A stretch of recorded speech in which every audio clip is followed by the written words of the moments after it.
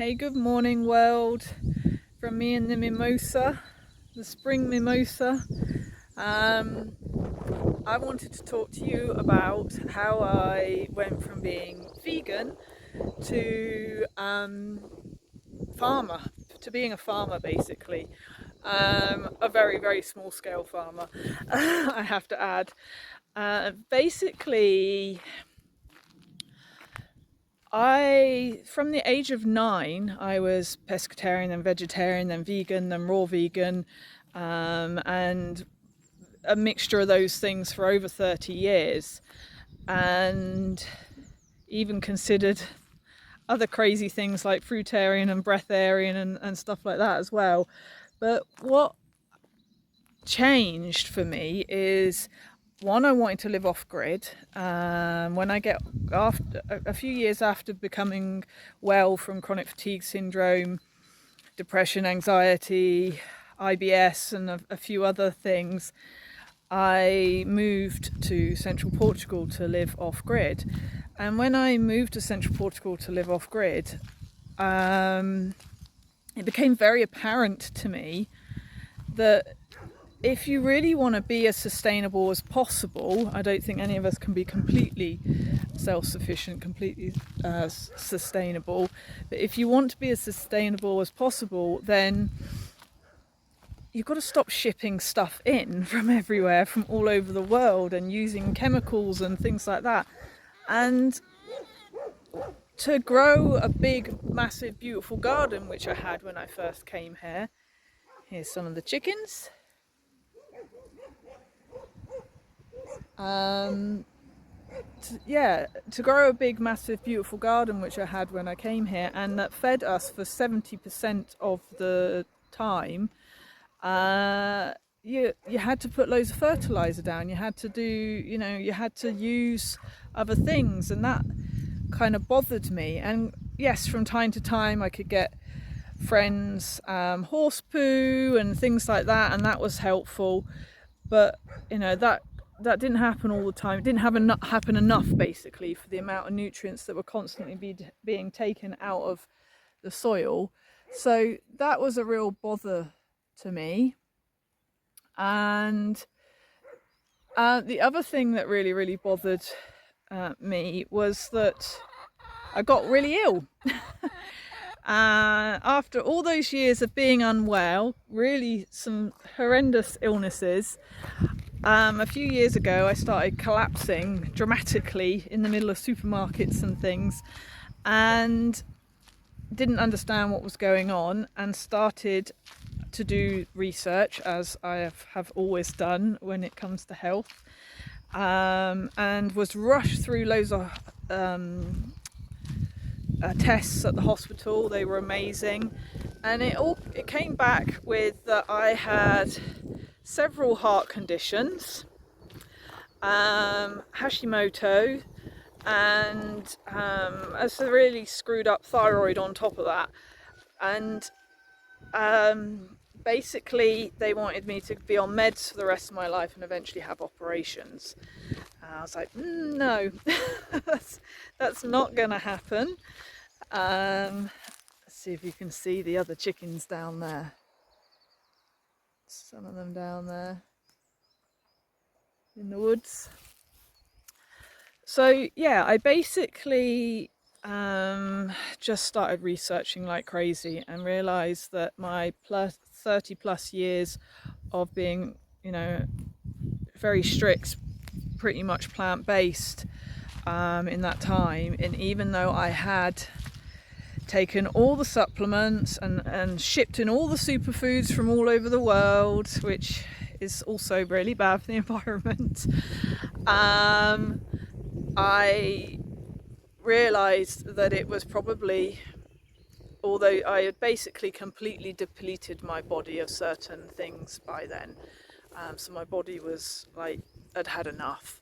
So I started to eat, very begrudgingly to start with, organ meats, and then some other meats, many more eggs, much more fish, because I was eating a bit of eggs and fish by then.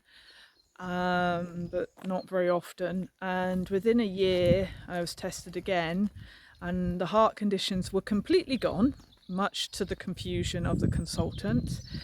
The Hashimoto's was much, much, much lower, like to a level where they don't even consider it a problem anymore.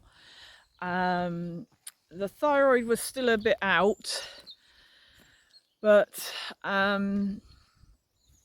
that I've still been working on, and that's come down all the time. I'm now taking less and less supplements, a desiccated thyroid supplement for that all the time. And yeah, that's been a few years now, and I have now got a lot of chickens, almost 40 chickens. Here's Baggy Puss. And also, that's a very close up.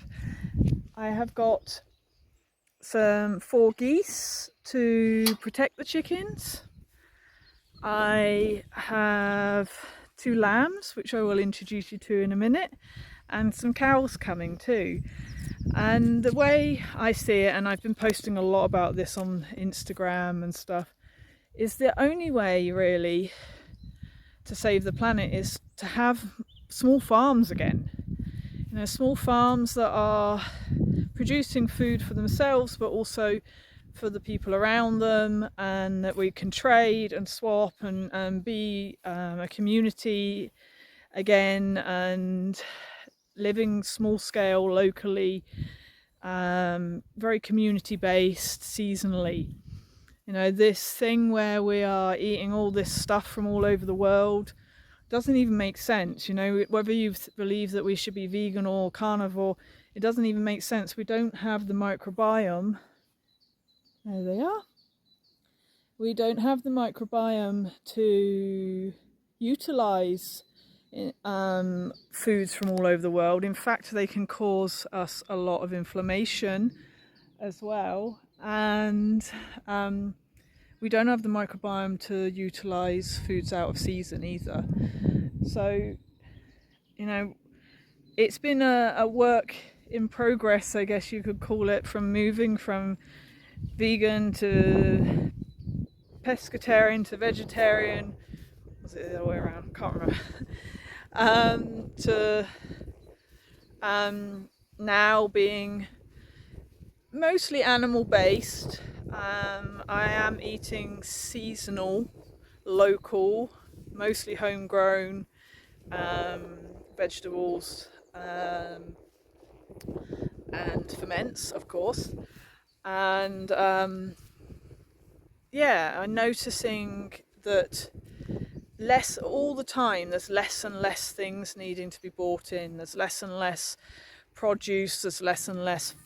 There's no need for fertilizers or anything like that. There's less and less of anything being shipped around, being bought in, being consumed, you know, in any way. Everything that's being produced on the land is reused on the land somehow. It's either becomes animal food or garden food or something or another. It's, you know, everything is being reused, and then there's, like I say, there's less being bought in, so there's less waste.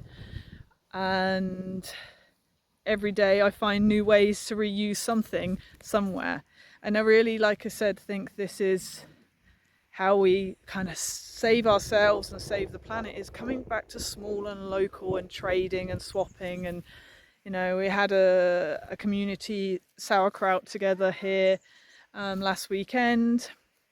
There's going to be a skill swap here at some point too. You know, it's really coming back to being more connected to ourselves, our community, where our food comes from, our bodies, obviously. Oh, there's the other cat. They don't like each other, this one. I don't know if you can see this one again now. And that one. Yeah. So yeah, it kind of just evolved and feels really natural, really ancestral, really easy. It's actually, that's what it is, it's easy. I think we always think we're missing out when we change the way we eat or our lifestyle or something like that, but actually it becomes, the more we move back, back to the land, back to our roots, back to ourselves, back to how we would have done things, the easier it actually all gets, the simpler it gets, the more easy our body behaves, the and uses nutrients and things like that. Everything just becomes easier because it's natural. And that's what I'm, really working with clients more and more so at the moment as well, is, this returning back to nature, returning back to our true nature, returning back to our ancestral ways of being. And that doesn't just mean food, that also means lifestyle, where we can, obviously. And when we can't, then doing something else, like, grounding. If you haven't got a big piece of land, just go and ground in the park. Start wearing blue blockers when you're on the computer, and don't be on the computer too long. Find ways to connect back with how we would have more easily thrived, instead of this thing where most of us are just barely surviving. And it becomes so easy, so simple, so nourishing, and you feel amazing for it as well. And yeah, that's what I wanted to share, I guess. That's my story in a very quick nutshell of moving from plant-based to animal-based, and yeah, how that has affected my health, my lifestyle, and also my impact I have on the world too. Ciao for now. Oh, and I wanted to add, I forgot to add this bit, and hopefully you can see the geese, the guard geese, who are in season, so they're all rather noisy and grumpy at the moment. I wanted to add that the reason I started to get some other animals as well was because I wanted to make sure that the meat that I do eat is, it has a really good life, it's healthy, it's happy, and right up until that last moment it has a fantastic free, there's 4 hectares of land here, pasture raised, sometimes grumpy life. So that was also really important to me. So we've had goats, we obviously now have sheep, there are cows on the way, and there will probably be more chickens, although the chickens are all for eggs. I don't really eat chicken because it reminds me a bit too much of fake vegan meat. But yeah, and yeah, that's kind of why the move was also, originally you're thinking about fertilizer and stuff, and then you realize that animals can have a really beautiful life, and you can be part of that beautiful life with them, and then then they don't at the end, and for me that felt more sustainable, to have like a cow that will feed us for a year to year and a half, one cow, than to be constantly refertilizing and shipping in stuff, and obviously killing many animals every time you till, or every time you buy tofu, or whatever. For me it was, when I started looking into the impact on vegan and carnivore, it both was pretty bad. It's both was pretty bad in very different ways. So that's why I chose to then start having animals as well, and why I've chosen specific particular animals for particular things. And there will be ducks coming soon too, but again they will be just for eggs. So yeah, I just wanted to add that as well because I completely forgot to mention that, and I saw that the geese were loitering, so I thought you might like to see them too. Ciao.